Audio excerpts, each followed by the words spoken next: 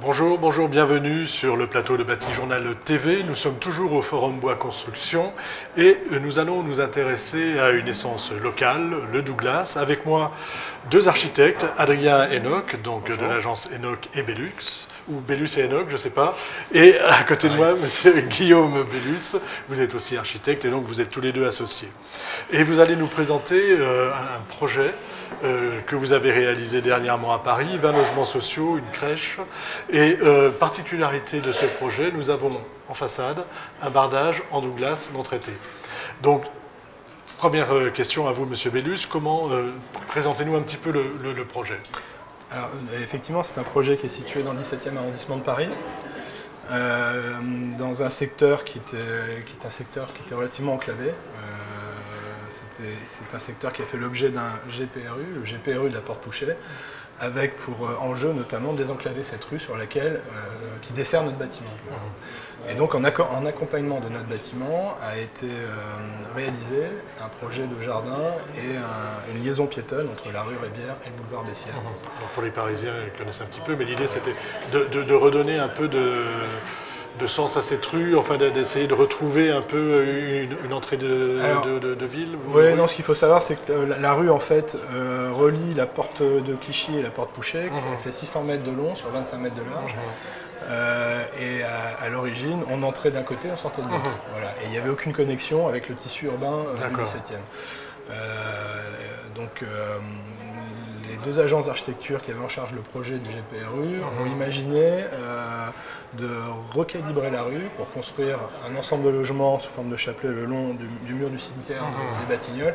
Et puis notre projet, quelque part, en association avec l'espace public, le jardin, c'est devenu le pendant de cette opération pour proposer cette liaison vers le boulevard Bessières. Donc on a combien? On a 20 logements sociaux, donc un petit bâtiment. Voilà, donc effectivement, on a donc une parcelle qui est très étirée en profondeur, qui donc est occupée par un bâtiment qui accueille 20 logements sociaux, PLS, et puis une crèche municipale Ville de Paris de 66 berceaux. Voilà. Alors,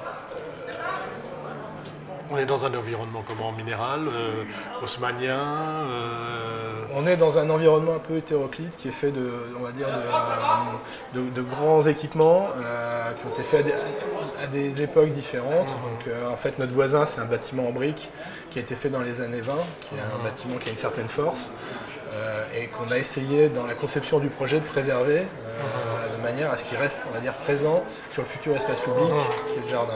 Après, les autres opérations qui étaient en face de la rue utilisaient beaucoup de bardage métallique.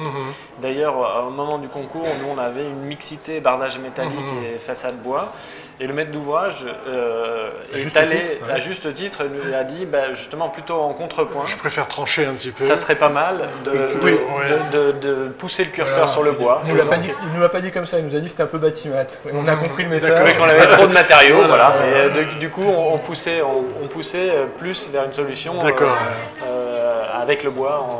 D'accord, donc quelque chose de plus homogène, on va dire. Enfin, après, c'est un choix. Ok. Donc, le bardage bois, pour vous, c'est une habitude, c'est quelque chose que vous utilisez souvent?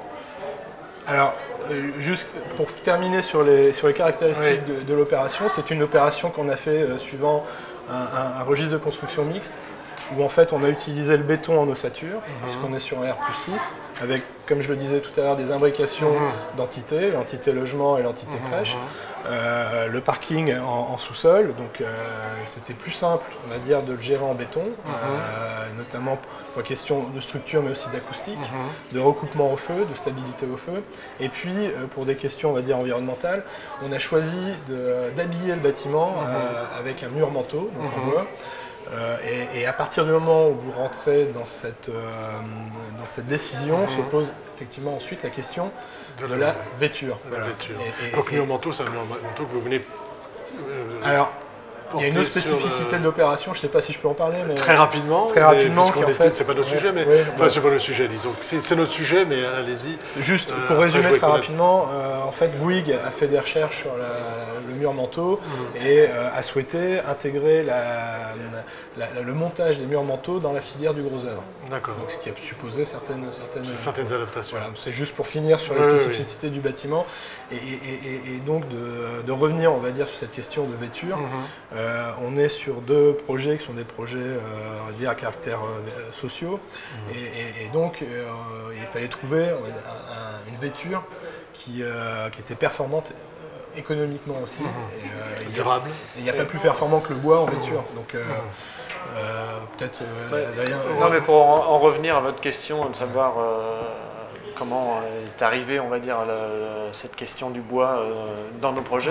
Elle est arrivée très tôt, puisqu'en fait, c'est vrai que ce qui nous a plu beaucoup dans la construction bois, c'était le côté préfabrication et dessin d'exécution hautement plus précis que ceux qu'on a en gros œuvre souvent. Donc synthèse et réglage en amont.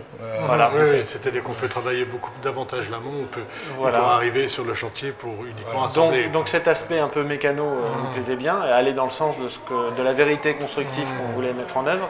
Et puis après, le bois en vêture, à partir du moment où on construisait en ossature bois, je dirais l'évidence, c'était de faire du revêtement en bois massif. Et aujourd'hui, construire en vêture, avec du bois en vêture à Paris, dans une grande ville, ça n'y a plus de blocage. Ça va griser, ça va mal vieillir, c'est ce qu'on entendait il y a encore quelques années. Nous, on n'en a pas eu de blocage. Et ce qu'on disait tout à l'heure, c'est qu'on n'a pas eu beaucoup besoin de défendre cette option. C'est-à-dire qu'on a eu affaire à des maîtres d'ouvrage qui étaient assez demandeurs, assez volontaires, et donc ça a été assez facile. Après, il faut dire qu'il y a des opérations qui ont posé quelques problèmes de vieillissement, qui sont assez identifiés dans Paris, qu'on regardait même avec un peu frayeur. C'est par exemple une opération qui utilisait le red cedar, le red cedar, et qui avait une propriété de fixer la pollution et donc de noircir très fort. Et donc ça, c'est un vieil antécédent qui fait que le red cedar d'ailleurs est plus utilisé aussi parce que c'est un bois d'exportation. Et donc en fait on est parti aussi sur des bardages qui sont finalement plus fermés. C'était souvent le red cedar au début, on l'utilisait presque brut de sillage pour une question d'économie de la construction. Et maintenant c'est vrai qu'on est dans on va dire des bardages qui sont un peu plus fermés. D'accord. Alors vous utilisez du Douglas en bardage, c'est une première. Avant, vous n'utilisiez pas ce bois-là. Comment vous en êtes venu dans votre démarche d'aller choisir ce matériau-là plutôt qu'un autre? Alors en fait, on a commencé, la première construction bois qu'on a fait, justement, c'était avec du red cedar. C'était une maison à la campagne, donc on n'avait plus le problème de la pollution.